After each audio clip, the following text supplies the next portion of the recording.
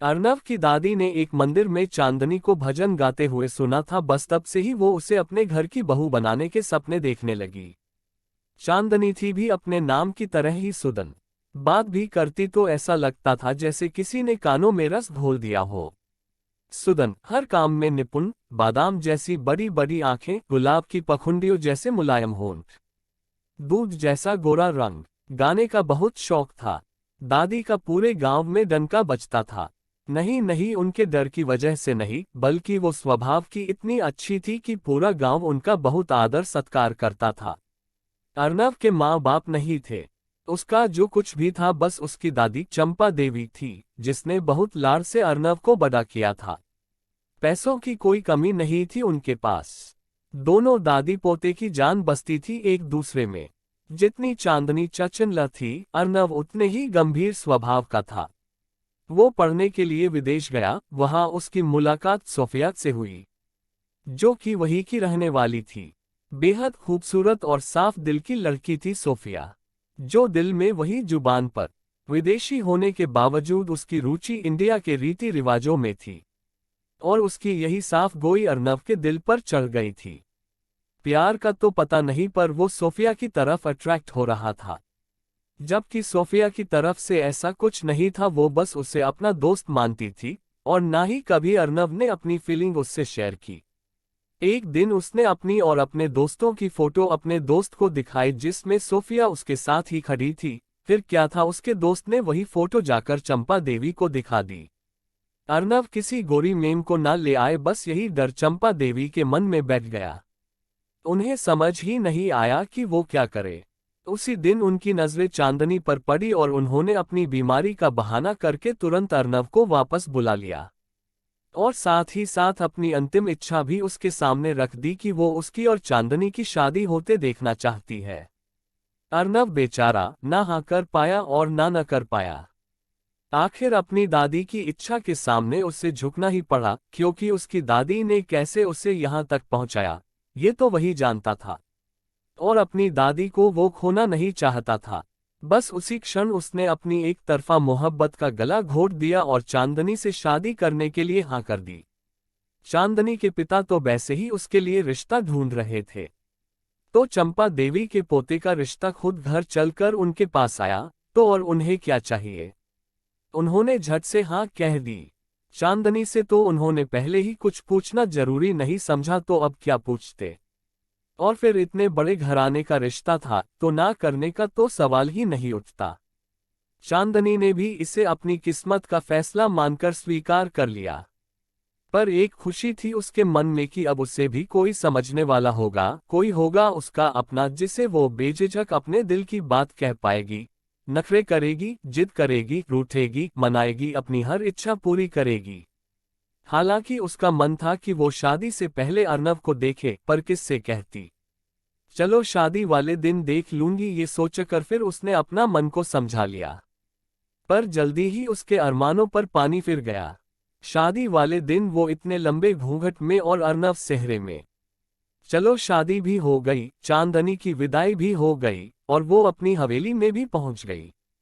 गृह प्रवेश की रस्म भी हो गई, पर इस बीच एक बार भी अर्नव से उसकी बात नहीं हुई, और अर्नव ने भी उससे बात करना जरूरी नहीं समझा। खैर, एक दो और रस्मों के बाद चांदनी को आराम करने के लिए उसके कमरे में भेज दिया जाता है। भारी भरकम शादी का जोड़ा, भारी भरकम गहने, थक कर चूर हो गई थी चांदनी।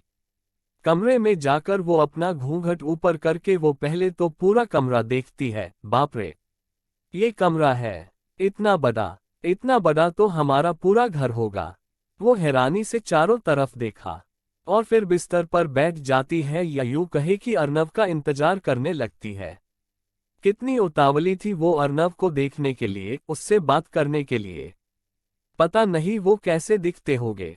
एक बेचैनी थी उसकी आंखों में अर्नव को देखने की। शादी की भाग दौड़ में चंपा देवी बहुत थक गई थी। अर्नव उनके पास था। दादी माँ, चलिए अब आराम कीजिए, बहुत काम कर चुकी है आप, अब मैं आपकी एक नहीं सुनूंगा। वो उन्हें उनके कमरे में ले जाते हुए बोलता है। चंपा, ओफो, कुछ नहीं हुआ है मुझे, तू मेरी चिंता छोड़, बहू के पास जा, वो अकेली है। आप पहले लेटिए और अपनी दवाई लीजिए। वो उनको बिस्तर पर बिठाते हुए बोलता है। उसके बाद वो अपने हाथ से उसे दवाई खिलाता है, फिर उसे आराम से बिस्तर पर लिटा देता है। चंपा एकटक उसका चेहरा देख रही थी। जैसे ही वो वहां से जाने लगता है, चंपा एकदम से उसका हाथ पकड़ते हुए बोली, तू खुश है ना? अगले ही पल अर्नव अपने चेहरे पर मुस्कान लाते हुए पूछा, आप खुश है ना? चंपा खुशी से चहकते हुए बोली, बहुत। अर्नव उसका हाथ पकड़ते हुए, तो बस मैं भी बहुत खुश हूं। अब तू बहू के पास जा, वो कब से इंतजार कर रही है। जी, इतना कहकर वो बाहर की तरफ बढ़ जाता है। उधर चांदनी कब से उसका इंतजार कर रही थी। रात काफी हो गई थी और थके होने की वजह से उसे नींद की झपकियां आने लगी थी। वो अपनी कमर पीछे बिस्तर से टिका लेती है और अपनी आंखें बंद कर लेती है। अगले ही पल उसे नींद आ जाती है और उसका घूंघट सरक कर चेहरे पर आ जाता है। उसका पूरा चेहरा ढका हुआ था, केवल उसके लाल सुर्ख होंठ नजर आ रहे थे। अर्नव अपनी ही कश्मकश में उलझा हुआ था, कहीं ना कहीं उसके दिमाग में सोफिया घूम रही थी। खैर, वो अपने कमरे में जाता है। वो धीरे से दरवाजा खोलता है और अंदर आता है। नजरें बिस्तर पर बैठी चांदनी पर जाती है, जिसका चेहरा ढका हुआ था। वो वापस नजरें फेर लेता है और बिस्तर से अपना तकिया उठाकर सोफे पर लेट जाता है। करवटें बदलते बदलते ना जाने उसे कब नींद आ जाती है। तभी ड्राइवर एकदम से गाड़ी का हॉर्न बजाता है, जिससे चांदनी अपने ख्यालों से बाहर आती है। सैनका विचार चल रहे थे उसके दिल और दिमाग में, कैसे सामना करेगी अपने माँ पिताजी का। कुछ ही देर में उसका घर आ जाता है। खुद को मजबूत करके वो गाड़ी में से उतरती है। जैसे ही गाड़ी में से उतरती है तो नजरें जाती है घर की चौखट पर खड़े अपने माँ पापा, उनके साथ खड़े अपने छोटे भाई बहनों और उनके साथ खड़ी अपनी सहेलियों पर जाती है। सबके होंठों पर एक ही सवाल, कैसी है? खुश है ना? दामाद जी कैसे हैं? सहेलियों की अलग पंचायत, जीजू कैसे है? पहली रात कैसी रही? क्या गिफ्ट दिया तुझे? और भी ना जाने क्या क्या। अब चांदनी किसी को क्या बताती कि अर्नव उससे बात करना तो दूर, ढंग से वो उसकी तरफ देख भी नहीं रहा था। 2 दिन हो गए शादी को और मुश्किल से 2 बार बात हुई होगी उसकी, वो भी बस आहू में। अर्नव का रूखा व्यवहार अंदर ही अंदर तोड़ रहा था उसको, पर कोई नहीं था उसके पास जो उसकी सुनता। हंसते मुस्कुराते वो सबकी बातों का जवाब दे रही थी और बोल रही थी कि वो बहुत खुश है। उनको बहुत जरूरी काम था, इसलिए साथ नहीं आ पाए। चलो, ये वक्त भी बीत गया। सारा दिन चांदनी अपने घर पर रही और फिर शाम को हवेली के लिए निकल गई। ठंडी हवा चल रही थी जो उसके विचलित मन को शांत कर रही थी। मन ही मन वो ये सोच रही थी कि उसकी क्या गलती है। क्यों अर्नव उससे दूर दूर भाग रहा है। वो अपना सर पीछे सीट से टिकाकर अपनी आंखें बंद कर लेती है। कुछ ही देर में वो हवेली पहुंच जाती है। वो अंदर जाती है और सीधा चंपा देवी के कमरे की तरफ जाती है। जैसे ही वो कमरे में कदम रखने वाली होती है, तभी अंदर से आ रही बातों से उसके कदम वही ठिठक जाते हैं। चंपा बोली, ये मैं क्या सुन रही हूँ अर्नव? तू वापस जा रहा है? ये सुनते ही चांदनी के दिल में एक हुक सी उठती है। अर्नव बोला, जी दादी माँ, ठीक सुना है आपने। पै बीच में छोड़कर आया हूँ। चंपा बोली, पर बेटा, अभी तो शादी को बस 2 ही दिन हुए हैं। अर्नव बोला, पर दादी माँ, मेरा जाना बहुत जरूरी है, पर आप चिंता मत कीजिए, मैं बहुत जल्दी वापस आ जाऊंगा। कब जाना है? बस अभी थोड़ी देर में निकलना है, अर्नव ने कहा। इतना कहकर वो पीछे मुड़ता है तो उसकी नजरें जाती है पीछे खड़ी चांदनी पर, जो एकटक उसे ही देख रही थी। आज पहली बार उसने चांदनी को ढंग से देखा था। चांदनी की आंखों में नमी तैर जाती है और वो तुरंत अपनी नजरें झुका लेती है। अर्नव भी अपनी नजरें फेर लेता है और बिना कुछ बोले उसके पास से गुजर जाता है और अपने कमरे में जाकर अपनी पैकिंग करने लगता है। हालांकि उसका जाना जरूरी नहीं था, बस वो यहाँ से दूर जाना चाहता था। सब कुछ इतनी जल्दी हुआ कि वो समझ ही नहीं पा रहा था। चांदनी अपनी गर्दन झुकाए अभी भी चंपा के कमरे के बाहर खड़ी थी। चंपा उसे ही देख रही थी। ना चाहते हुए भी चांदनी के आंसू लुढ़क कर गालों पर आ जाते हैं, जो सीधा चंपा से सवाल करते हैं कि मेरी क्या गलती है। चांदनी वहीं से अपने कदम पीछे खींच लेती है और भागते हुए अपने कमरे में जाती है कि शायद जाते वक्त ही अर्नव उससे कुछ बात करे। कोई भी एक ही बात, या वो वापस कब आएगा यही बता दे। यही सोचती हुई वो अपने कमरे के अंदर जाती है। तब तक अर्नव अपनी पैकिंग कर चुका था और बस निकलने की तैयारी में था।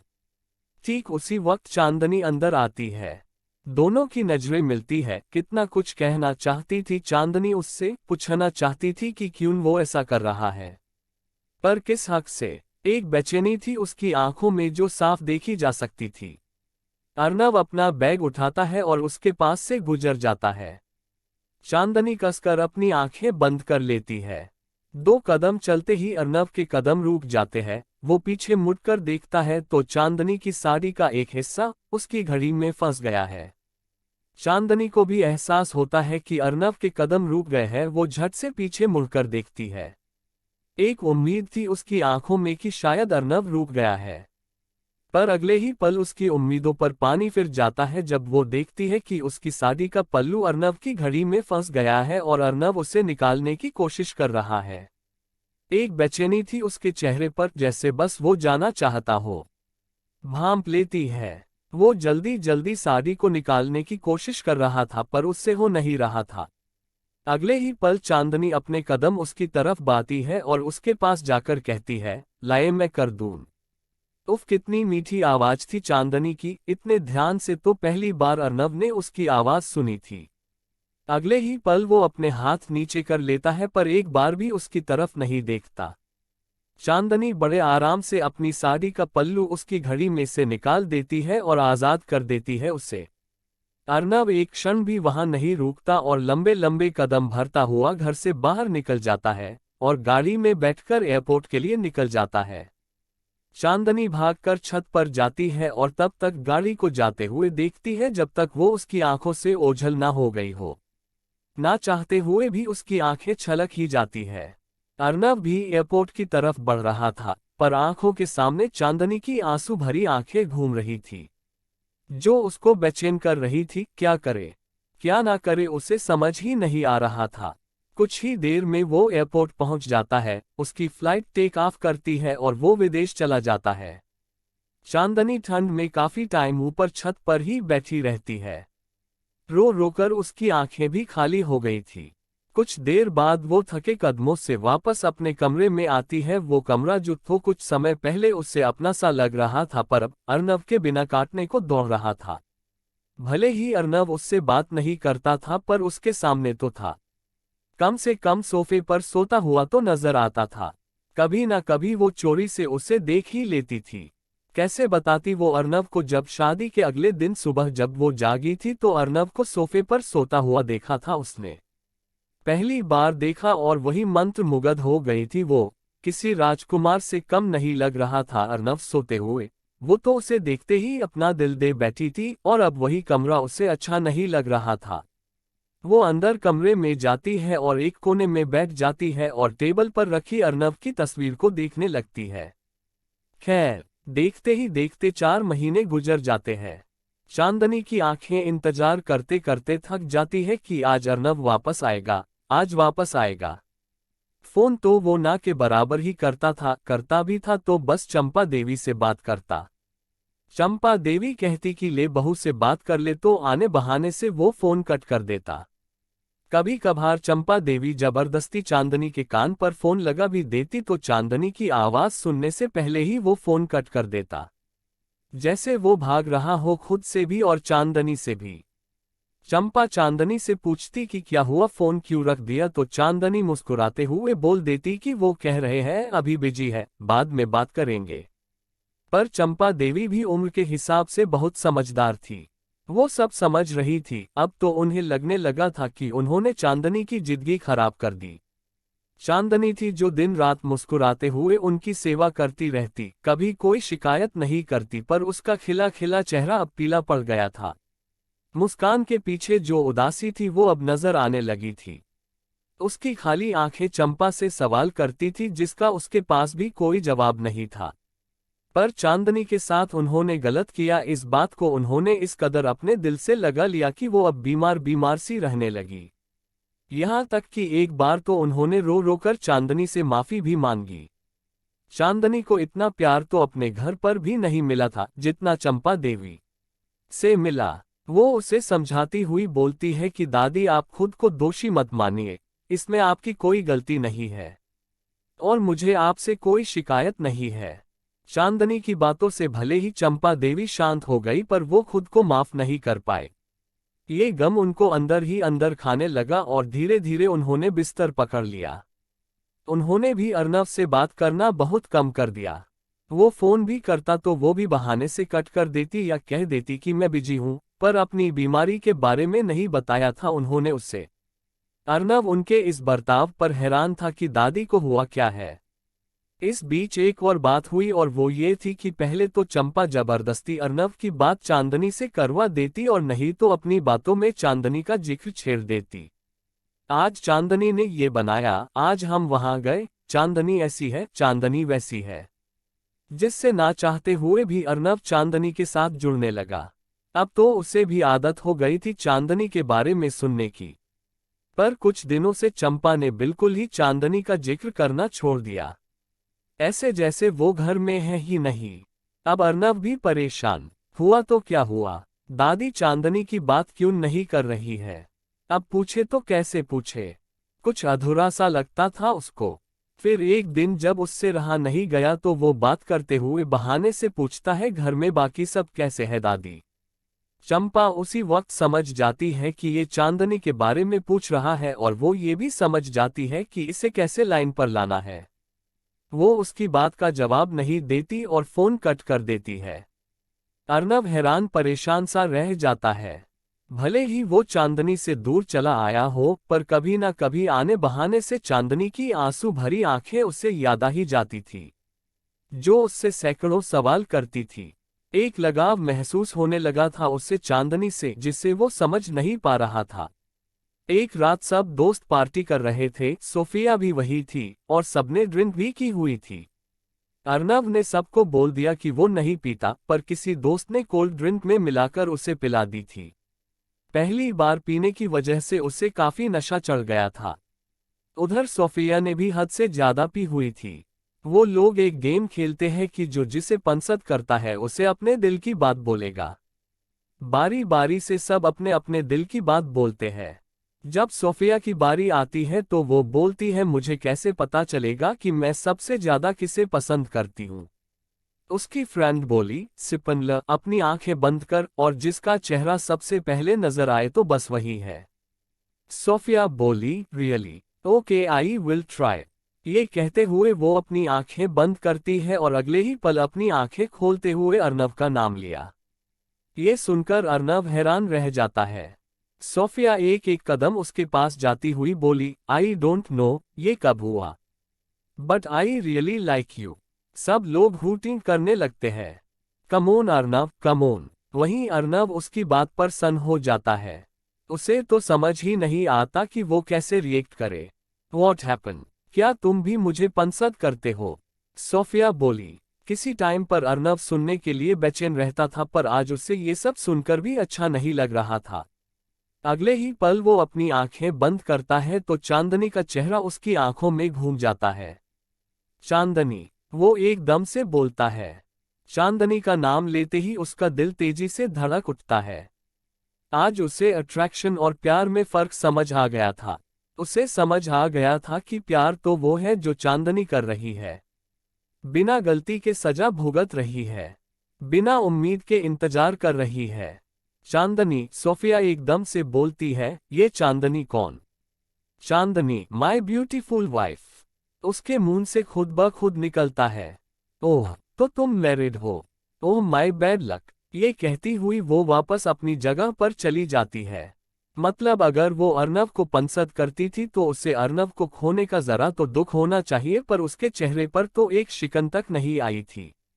उसे देखकर अर्नव समझ जाता है कि उसे भी कोई प्यार व्यार नहीं है, बस अट्रैक्शन है। उसकी आज सारी गलतफहमी दूर हो गई थी। चांदनी का बिना किसी शिकायत सब सह जाना, उसकी दादी का इतना ख्याल रखना कहीं ना कहीं उसके दिल पर असर कर गया। उस टाइम उसका दिल किया कि वो इसी पल इंडिया चला जाए। बिना देर किए वो अगली सुबह ही इंडिया के लिए रवाना हो गया।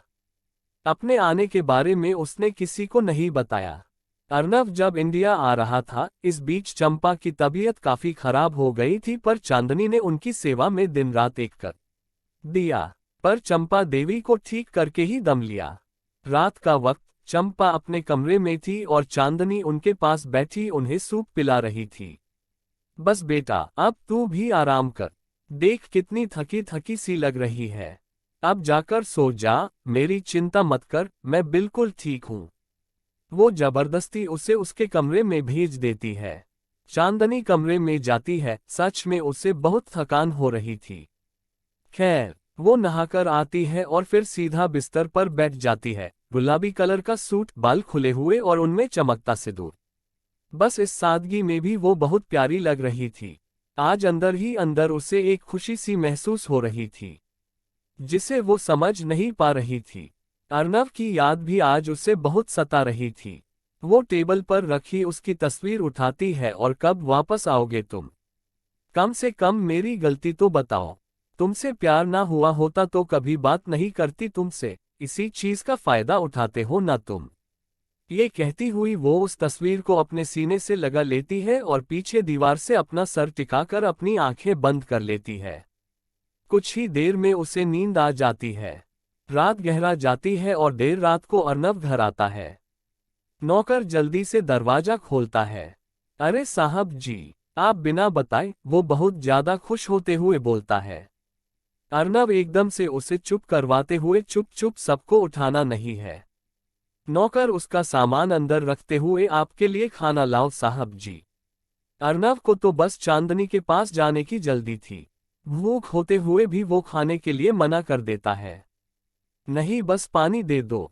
नौकर भागकर उसके लिए पानी लेकर आते हुए, अच्छा हुआ आप वापस आ गए साहब जी। आपको पता है, दादी जी तबीयत बहुत खराब हो गई थी। ये सुनकर अर्नव चौंक जाता है। क्या? कब? और मुझे क्यों नहीं बताया किसी ने? ये तो मुझे नहीं पता साहब जी, पर बहू रानी ने उनकी बहुत सेवा की। दिन रात एक कर दिया उनकी सेवा में। पर दादी माँ को ठीक करके ही दम लिया उन्होंने। नौकर एक एक करके उसे सारी बात बताता है, जिसे सुनकर अर्नव के दिल में चांदनी के प्रति मान सम्मान और भी बढ़ गया था। अब तो उससे बिल्कुल रुका नहीं जाता। वो जल्दी से अपने कमरे की तरफ बढ़ जाता है। दिल की धड़कनें बढ़ी हुई थी कि पता नहीं चांदनी उसे माफ करेगी या नहीं। क्या वो समझेगी कि सब कुछ इतनी जल्दी में हो गया? तो वो कुछ समझ ही नहीं पाया। यही सब सोचते सोचते वो आहिस्ता से दरवाजा खोलता है और धीरे से अपने कदम कमरे में रखता है। अंदर आते ही सबसे पहले नजरें जाती है चांदनी पर, जो कि पीछे सिरहाने से अपनी पीठ टिकाकर बैठी बैठी ही सो रही थी। ठीक वैसे ही जैसे सुहागरात वाली रात को वो बैठे बैठे सो गई थी। उस वक्त चेहरा ढका होने के कारण बस उसके होंठ नजर आ रहे थे और आज उसकी सिल्की सिल्की जुल्फों ने उसके चेहरे को छिपा रखा था। ये देखकर अर्नव के होंठों पर बड़ी सी स्माइल आ जाती है। वो देखता है कि उसकी हर चीज वैसे ही रखी हुई है जैसे वो छोड़कर गया था। आहिस्ता आहिस्ता चलता हुआ वो चांदनी के ठीक सामने जाकर बैठ जाता है और जी भरकर उसका चेहरा देखता है। दिल और आत्मा को जैसे सुकून मिल गया हो। उसकी आंखों के किनारे खुद ब खुद भीग जाते हैं। ये वही चेहरा था जिससे वो दूर भाग रहा था, पर आज वो इस चेहरे को हमेशा के लिए अपने सीने में छिपा लेना चाहता था। वो कोई भी ऐसी हरकत नहीं कर रहा था जिससे चांदनी की नींद खुले और वो अपना ये हसीन लम्हा खो दे। अर्नव की नज़र चांदनी के हाथ में पकड़ी हुई तस्वीर पर जाती है, जिसे उसने कसकर अपने सीने से लगा रखा था। साइड में रखे हुए टेबल पर अपनी तस्वीर को ना पाकर अर्नव समझ जाता है कि ये उसी की तस्वीर है। उसका रोम रोम पुलकित हो उठता है। चांदनी के बेहिसाब प्यार से वो गदगद हो उठता है। उसके दिल से आवाज आती है, चांदनी। यही आवाज चांदनी के दिल तक भी पहुंचती है और वो एकदम से उठ जाती है। जैसे ही अपनी आंखें खोलती है तो अपने सामने अर्नव को देखकर उसकी आंखें हैरानी से फैल जाती है। वो 2-3 बार अपनी पलकों को झपका कर देखती है, जैसे सोच रही हो कि ये सपना है या हकीकत। उसे अभी तक यकीन नहीं हो रहा था कि अर्नव सच में उसके सामने बैठा है या बस उसका वहम है। उसके मासूम चेहरे पर सैकड़ों भाव आ रहे थे। पागल सी हो गई थी वो उसे अपने सामने देखकर। जब नहीं रहा जाता तो वो अपना हाथ बढ़ाकर उसके चेहरे को छूते हुए बोली, आप सच में यहाँ हैं? ओफो, उसका एक मासूम सवाल, और अर्नव हार गया, अपना दिल अपनी जान। चांदनी का हाथ अभी भी उसके चेहरे पर था। अर्नव के मुंह से बस इतना ही निकलता है, जो काफी था चांदनी को होश में लाने के लिए। वो तुरंत अपना हाथ पीछे खींच लेती है और हड़बड़ा कर उठती है, अपने सीने से लगाई हुई अर्नव की तस्वीर को वापस रखते हुए। जो उसके गाल लाल हो रहे थे वो तो कमाल थे। दिल इतनी जोर से धड़क रहा था कि जैसे उछलकर बाहर आ जाएगा। उसे समझ ही नहीं आ रहा था कि वो क्या बोले, क्या करे। बात भी करे तो क्या बात करे। आखिर कोई हक भी तो नहीं दिया था अर्नव ने उससे। कहीं ना कहीं अर्नव उसकी हालत समझ रहा था, क्योंकि अंदर से वो भी तो यही महसूस कर रहा था। चांदनी बिस्तर से उठकर एक तरफ खड़ी हो जाती है। कुछ खाने को मिलेगा, बहुत भूख लगी है। ये पहली बार था जब अर्नव ने खुद सामने से उससे बात की हो। पहले तो चांदनी को यकीन ही नहीं आता कि अर्नव उससे बात कर रहा है। वो फिर से उसका चेहरा देखने लगती है, पर अगले ही पल वो किचन की तरफ दौड़ पड़ती है, पैरों में जैसे पहिए लगा लिए हो। उसका बस नहीं चल रहा इस वक्त, नहीं तो वो कितने पकवान बना देती। हाथ पैर फूले हुए हैं, सांस से ऊपर नीचे हो रही है, मन में सेकंडों सवाल चल रहे हैं। आज अचानक से लौट आए, हमेशा के लिए आ गए हो ना मेरे पास, फिर छोड़कर तो नहीं जाओगे? इतने दिनों तक कहाँ थे? खूब शिकायतें करूंगी, सारी बातें पूछ लूंगी, बस यही सोचते हुए वो रोटियां सेके जा रही है। चिमटा नहीं मिल रहा तो हाथ से उठा रही है। उंगलियां जल रही है पर जलन महसूस नहीं हो रही है। एक तरफ चाय चढ़ा दी है जो उबलकर बाहर गिरने वाली है, बर्तन उठा रही है तो वो हाथ से गिर रहा है। सब गड़बड़ कर रही है, क्योंकि दिमाग तो अर्नव में अटका हुआ है। इससे पहले कि चाय उबलकर बाहर गिरती वो तुरंत हाथ बढ़ाकर गैस बंद करती है, और ठीक उसी वक्त अर्नव भी हाथ बढ़ाकर गैस बंद करता है। चांदनी का हाथ गैस के स्विच पर और अर्नव का हाथ चांदनी के हाथ पर। अर्नव की छुअन से सुन्न हो जाती है चांदनी, पर ना तो वो अपना हाथ पीछे खींचती है और ना ही अर्नव उसका हाथ छोड़ता है। चांदनी का दिल भर आता है, वो एकदम से अर्नव की तरफ देखती है। अर्नव भी उसकी तरफ देखता है। चांदनी की आंखों में सैकड़ों सवाल थे जिन्हें अर्नव साफ देख पा रहा था। ना चाहते हुए भी चांदनी की आंखों में आंसू आ जाते हैं और वही आंसू लुढ़क कर गालों पर आ जाते हैं। अर्नव एकदम से बेचैन हो जाता है। इन आंखों को तकलीफ देने की वजह जान सकता हूं मैं। वो अपना हाथ उसके आंसू साफ करने के लिए बढ़ाता है। चांदनी तुरंत अपने कदम पीछे खींच लेती है। अर्नव का हाथ हवा में ही रह जाता है। चांदनी अपने कदम पीछे करते हुए, ये जानने वाले आप कौन है? पहले तो बिना बताए चले गए, मुझे बिना गलती के सजा दी, और अब एकदम से वापस आ गए और हक भी जता रहे हो। पर क्यों? हो सकता है आप कल को फिर वापस चले जाओ, और आपके ऐसा करने से मैं बिखर जाऊंगी, टूट जाऊंगी मैं, और मैं टूटना नहीं चाहती, नहीं चाहती। वो बहुत ज्यादा रोते हुए बोल रही थी। ये कहते हुए वो अपना चेहरा अपने दोनों हाथों में भरकर रोने लगती है। सामने खड़ा अर्नव आराम से उसकी सारी बात सुनता है। चांदनी की बातों में छिपा दर्द, तकलीफ वो महसूस कर रहा था। 4 महीने की चुप्पी थी जो चांदनी ने आज तोड़ी थी।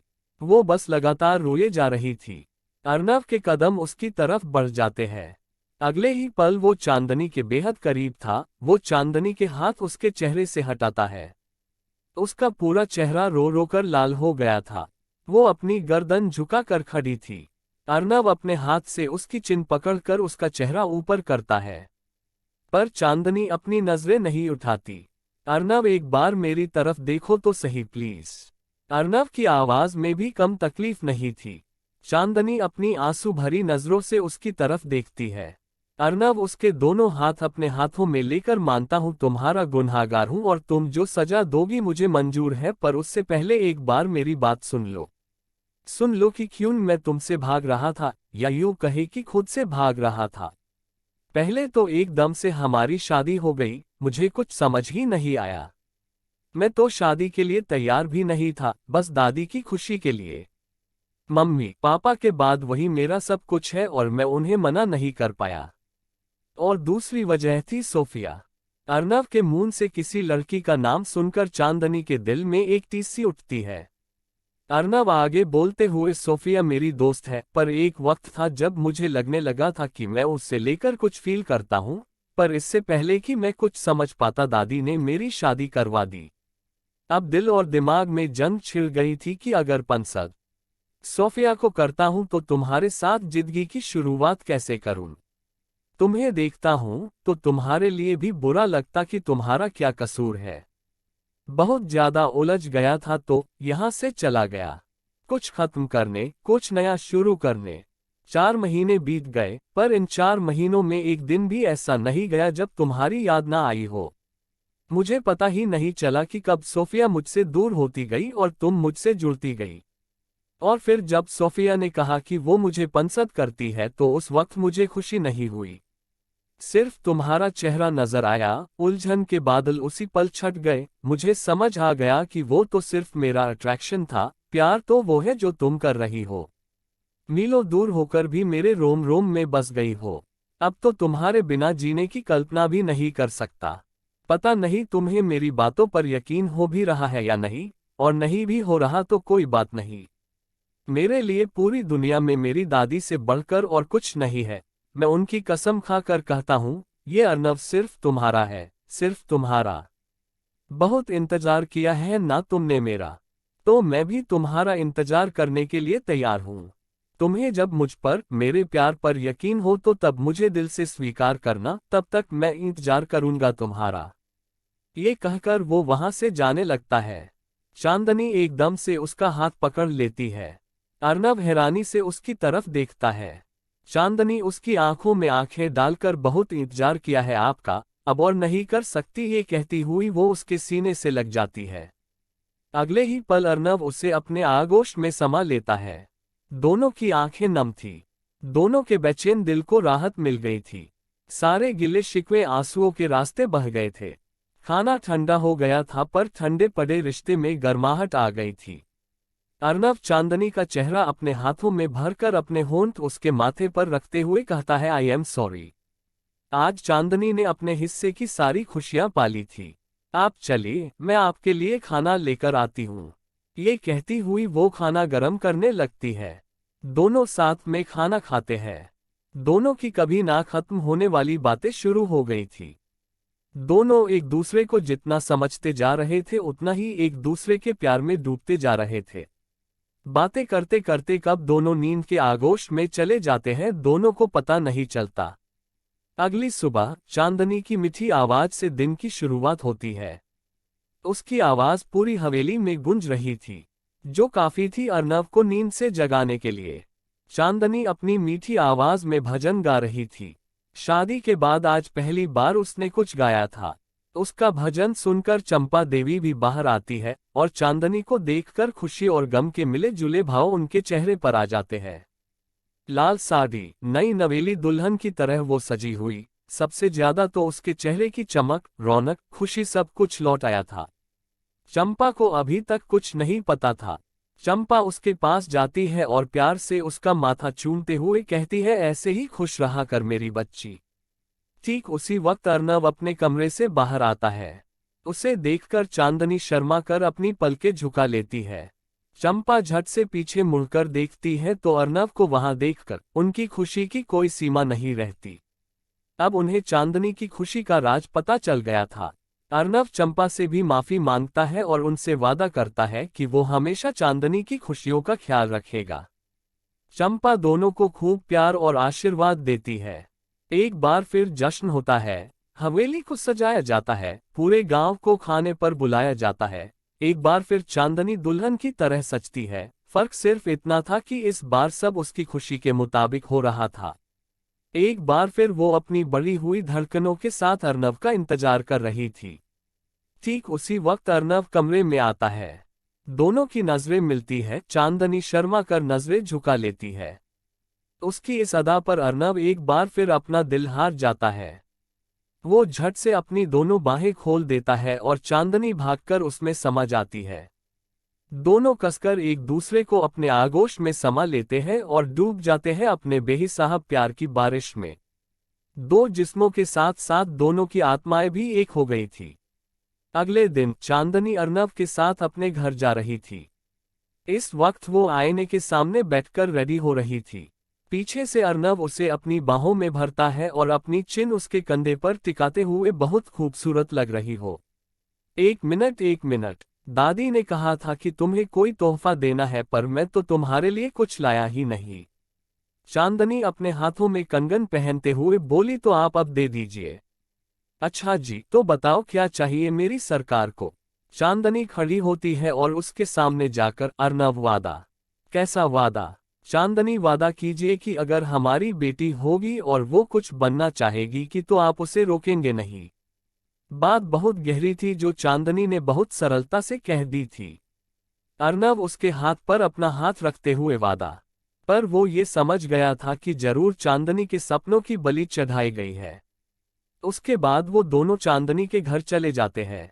अर्नव चांदनी की छोटी बहन से बातों बातों में ये पता लगा लेता है कि चांदनी गाना चाहती थी, पर उसके पिता ने उसकी एक नहीं सुनी। कुछ दिन बाद चांदनी चंपा देवी के साथ थी। तभी अर्नव हाथ में एक कागज लिए उसके पास जाता है और वो कागज चांदनी के हाथ में रख देता है। चांदनी उसे खोलकर देखते हुए, ये क्या है? पर वो जैसे ही उसे खोलकर पढ़ती है तो उसकी आंखें झिलमिला जाती है। वो हैरानी से अर्नव की तरफ देखती है। अर्नव तुरंत उसके आंसू साफ करते हुए, वादा करो तुम हमारी बेटी के लिए मिसाल बनोगी और अपना सपना पूरा करोगी। इसके बाद चांदनी संगीत शिक्षा लेती है और पूरे दिल से उसे पूरा करती है। दोस्तों, कहानी सुनाने के बाद मैं आपको सब्सक्राइब और लाइक करने को नहीं कहूँगा। हाँ, कहानी सुनने के बाद आपको कुछ अच्छी जानकारी मिल जाए या मन थोड़ा बहल जाएगा तो आप खुद ही सब्सक्राइब और लाइक करेंगे। खैर, कहानी राज की तरफ से कहानी को पूरी पढ़ने के लिए आपको बहुत बहुत धन्यवाद।